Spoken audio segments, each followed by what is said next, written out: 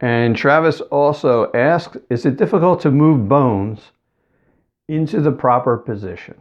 Well, I'm glad you asked that question because, I think this may have been something that chiropractors started 125 years ago, that the bones move out of position and a chiropractic adjustment pushes them back into position. Well, let me ask you, if my head's like this, what position is this vertebra in the middle of my neck compared to if my head's like this or my head's like this? So what's the position? Well, the truth is that your brain decides what position a vertebra should be in. Also, there are reflexes through the spinal cord that decide what position the vertebra should be in. There are this very amazingly intricate system where the joints, your brain is being apprised at all times of how much tension there is on the muscles, where the joint is in space, how much pressure there might be on a joint. And this is instantaneous. It's happening all the time. It's, for instance, if I get my fist and I close my eyes and I try to come as close to my nose as possible without hitting myself in the nose, I can go like that. And I stop just before I hit my nose. Do you realize how complicated that is? What the brain is doing, it's causing one group of muscles to relax while the other group is tightening. It's calculating the speed at which this muscle is contracting. It is calculating the distance between the knuckle and my nose with my eyes closed.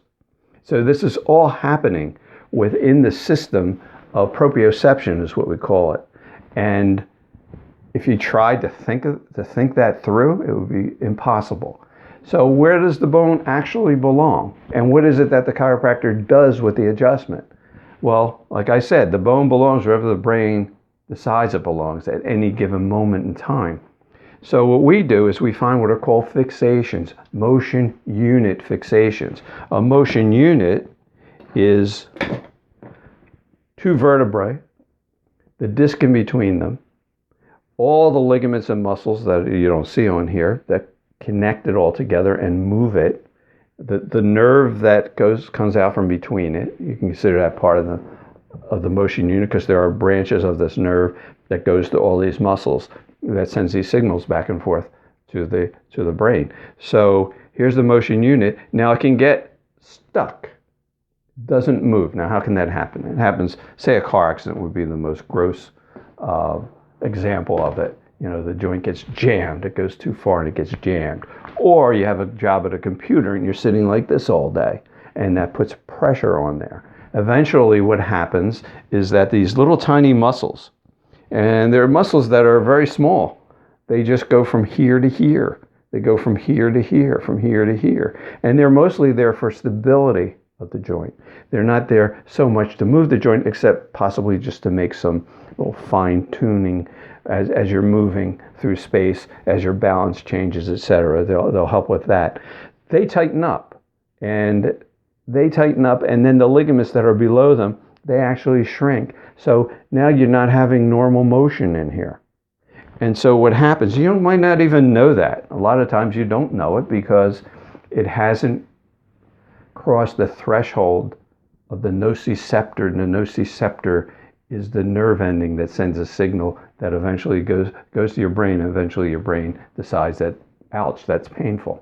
So you don't get that a lot of times because it's more subtle. And little by little, that old story about how you boil a frog. You boil a frog by, you put it in the water. If you put it in boiling water, it jumps right out. If you put it in the water and raise the temperature of the water 1 degree at a time, the frog goes to sleep, and I guess you have frog's legs that night. So here is normal motion. Say these are vertebrae, so they should move. When you have one of these joint fixations, one of these areas where the joint isn't functioning properly. Now eventually what will happen with that dysfunction of the joint is that because the joint isn't moving, and because the only way the disc can get nutrition is through the motion of the joint, it doesn't have direct blood supply, then eventually the disc will wear down. you'll end up with bone spurs. So it's degenerative changes, premature arthritis, you can call it, in whatever area has become fixated over time.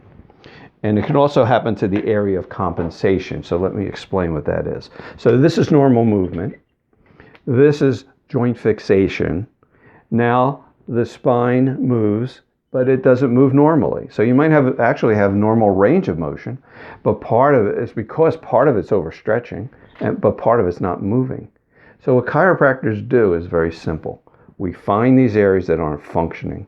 We get them to move as much like this as possible. And I say as possible because once you've reached the point where you're starting to get bone spurs and degenerative changes, obviously structure that isn't normal isn't going to be able to function normally. So in those cases, we might just have to do management of the situation as opposed to actual correction of the situation. But what we try to do is get this to function as normally as possible. That gets this area moving, gets some blood flow in there, gets the pain nerves to shut off, and the area that's overstretching won't have to stretch that much, so that won't become degenerated prematurely, and you won't be stretching the muscles in there and possibly causing pain in those areas too.